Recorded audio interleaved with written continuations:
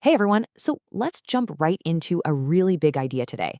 What if the entire way we measure work, performance, is just fundamentally broken?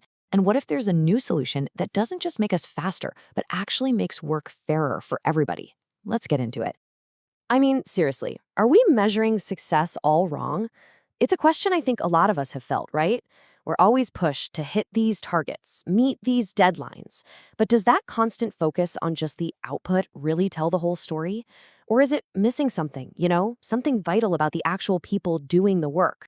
For ages, the business world has basically run on one thing: KPIs, key performance indicators. It's all about how fast you are, how much you get done, but there's a hidden cost to focusing only on that, isn't there? And it's a big one. It's burnout. It's people checking out. It's this nagging feeling that things just aren't fair. And that's the real tension we're going to unpack. Okay, so let's start by digging into why the old way just isn't cutting it anymore. In this first part, we're going to break down exactly why these old school metrics are failing in today's workplace. So here's the core issue, right? KPIs are fantastic at measuring what gets done, but they are absolutely terrible at measuring how it gets done. They completely miss the human side of things. Like, is one person on the team basically carrying everyone else? Do people feel like their work actually matters? Is the environment even a good place to be? And that human element, that's the real secret to success that lasts. But, and this is the good news, it doesn't have to be this way. So in this next section, we're going to talk about a much better way to measure things. It's a solution that came from real-world frustration and a genuine desire to build something more, well, human. And this whole new approach comes from a strategic IT leader named Leonardo Andrade. What's so cool about this is that it wasn't just some theory cooked up in a lab. You can see from his quote here, he saw the problems up close: the messy onboarding, the unfair workloads, all the stuff that KPIs just couldn't see or fix. That firsthand experience is what sparked this entire new way of thinking. And that new way of thinking is built on something called Key Caring and Fairness Indicators, or KCIs and KFIs for short. Now, this isn't about throwing out performance metrics, not at all. Instead, it's this brilliant idea to weave fairness and well-being directly into the analytics. It fairly bridges that massive gap between just getting work done and building a place where people can actually thrive. So how in the world does this actually work? Great question. In this next part, we're going to peek under the hood at the three core metrics of this framework. And don't worry, this isn't going to be super technical. It's just a simple look at what they measure and why it's such a game changer. First up, we've got the Workload Complexity Index, or WCI. The easiest way to think about this is like a difficulty setting for your job.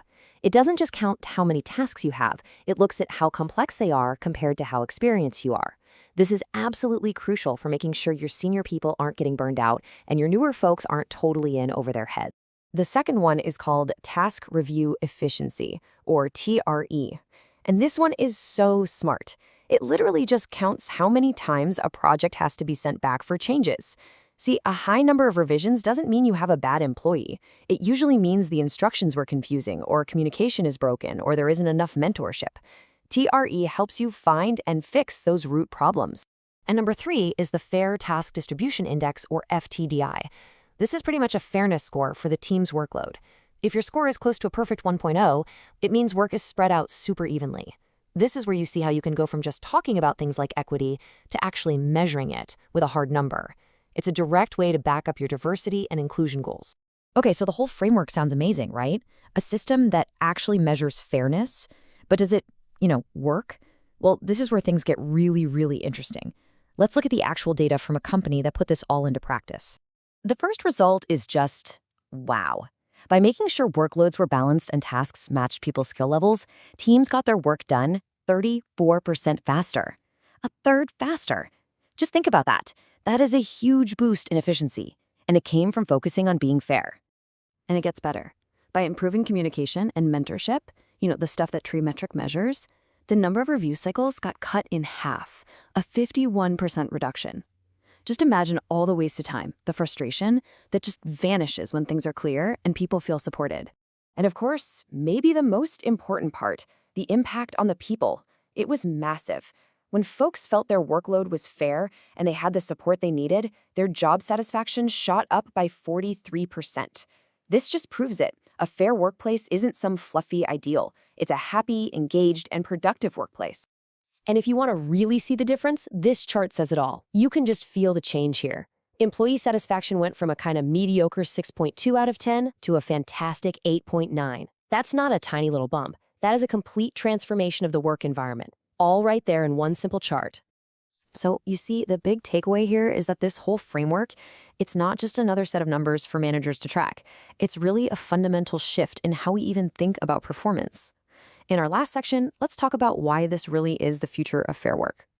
What makes this so powerful is that it can work, well, anywhere. This isn't just for some giant tech company. The core ideas of a fair workload and real support are universal.